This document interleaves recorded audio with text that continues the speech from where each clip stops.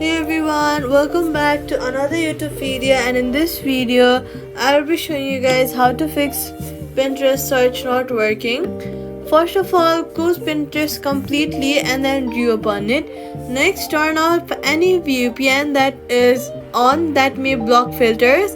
Next, log out of your Pinterest account by going to your profile, click on the three option button, go to settings, scroll down and click log out. Then log back in after you have successfully logged out.